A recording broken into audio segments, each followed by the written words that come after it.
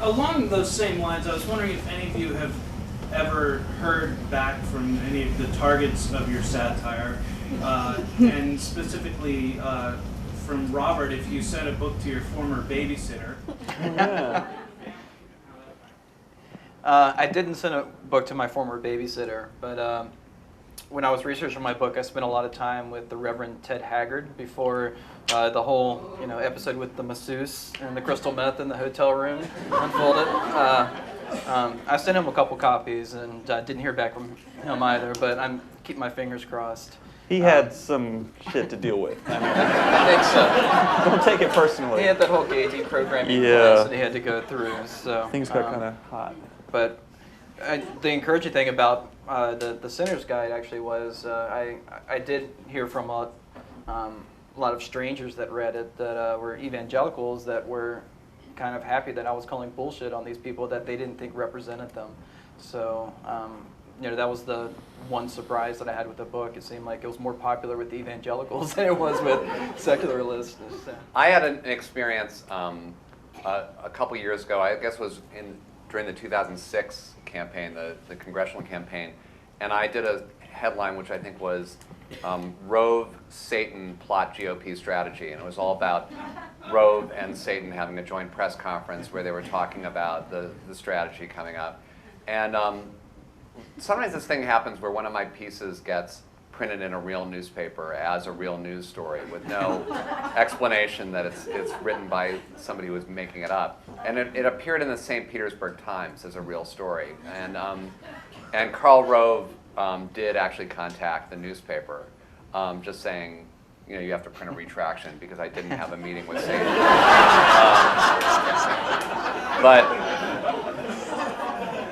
But I heard from the paper that he did say to the paper that he thought the article was really funny, and I was devastated. I was just so disappointed by that. Yeah, can I ask you guys a question? Because I think about this sometimes.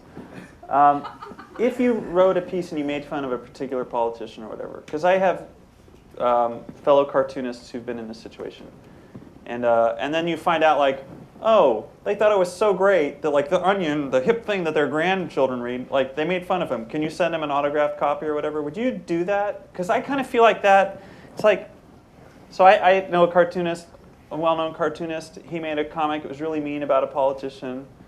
The politician wanted the original, like a signed original. The cartoonist was like, no. The whole point is, I hate you. I'm not going to give you that satisfaction. Right. But I wonder about that sometimes because, like, can I muse out loud about something?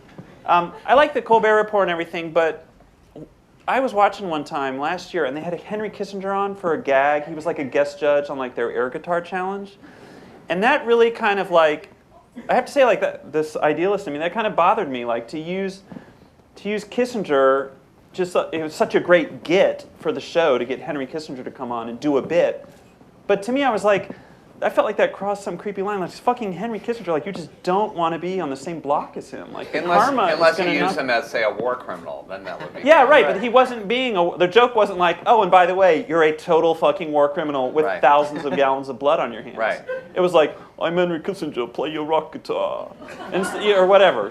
It's that. I think that's what happened to the Colbert Report with Kissinger. It's like politicians are celebrities. You want to get a big ass celebrity because it's so exciting and people will write about it. And so, to me, it seems like satire has gone way off the rails when like you want Barack Obama and Hillary Clinton on Saturday Night Live so they can do a little bit. Well, you see, but it's also that's where it's like it's not satire, it's just show business. It's like we're trying to get the biggest rating we can, and we're also not really interested in pissing anybody off. My favorite angry letter that I ever got was from Monica Lewinsky's publicist, and I can't remember even what the piece was I had done about Monica Lewinsky, but she wrote to me and said, Monica Lewinsky, no one even thinks about Monica Lewinsky anymore in terms of the Clinton scandal. That was a long time ago.